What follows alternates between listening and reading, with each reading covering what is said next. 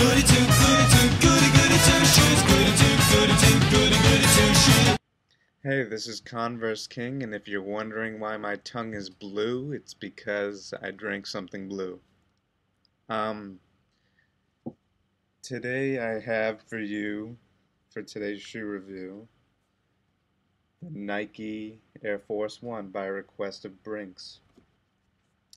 This shoe is 28 years old and is still being used in the NBA, which is quite interesting by itself. But this shoe is pretty interesting for more reasons than that.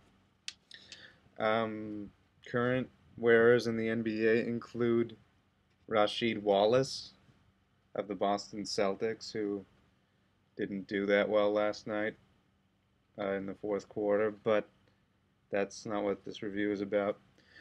Interesting things about this shoe. On the insole, it has lettering that matches the color of the shoe, and it says Nike Air because I'm pretty sure this was the first basketball shoe to feature Nike Air. If I'm wrong on that, someone will correct me, I'm sure.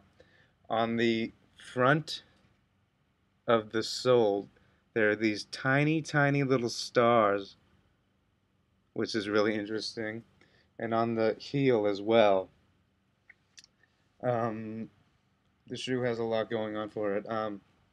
Also here, on the very first eyelets, there's a medallion, which is pretty classy. On this particular one, there is a woven toe box. Usually it's leather, but for this shoe they decided to go with a woven toe box, and also the midfoot right here is also woven, which is very interesting. The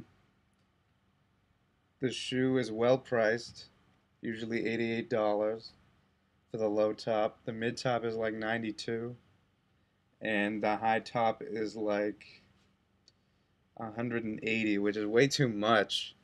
They have cheaper ones, but they're like these Futura ones that are $180, and I won't touch those.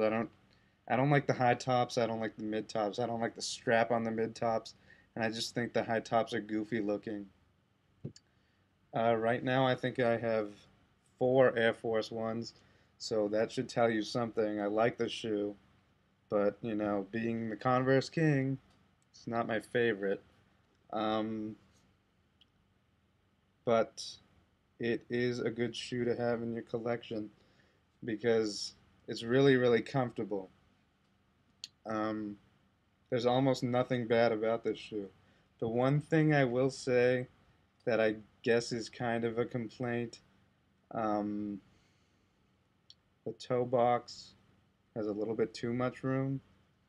You know, when your toes are in there, they're living in luxury because there's a ton of room in there. And, you know, I guess that's pretty much one of the only complaints I have about the shoe itself. Well, also, I forgot, the sole is a little chunky. And if you don't like chunky soles, these won't be for you, obviously. And that's about it as far as problems with the shoe. So very minimal. If you could live with it, you could live with it pretty comfortably because these are luxurious. Other problems with what they've done with the shoe are a little different. They have saturated the market with some really ugly colorways, and they also make very overpriced versions of this shoe. Like I said, I think the $88 is a very apt price for this, seeing as, you know, it's almost 30 years old.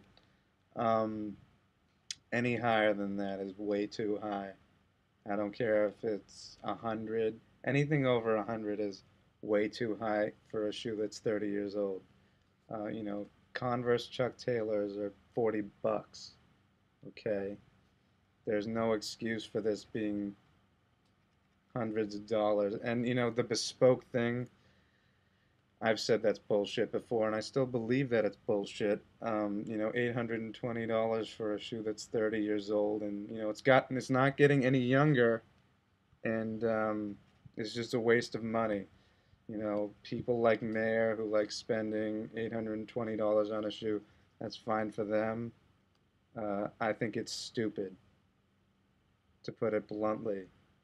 You know, people watch this guy's show every Sunday and Thursday, and you know, they're basically sucking his cock every week, and you know, it's over this, and it's, you know, it's 28 years old.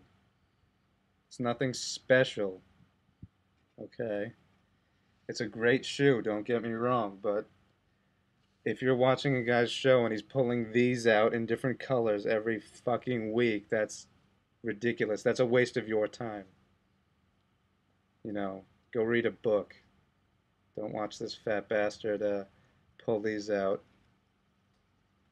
all night long. You know, it's stupid. Um, well, I guess that's it. Um, you can probably tell I'm a little bummed about last night because the Celtics lost, but I wanted to do this review because it was a request. I didn't want to wait too long. But this shoe, even though it's not my favorite, I have 4 of them. So that should tell you something. If you don't have a pair, you should get a pair. Brinks could help you with he could help you out with that, I'm pretty sure, but if you wear a size 11, I don't think he'll give you that much help. This is Converse King, and this review is over. Check out theshoegame.com and the Shoe Game community, which is theshoegame.ning.com. I'm out. Peace.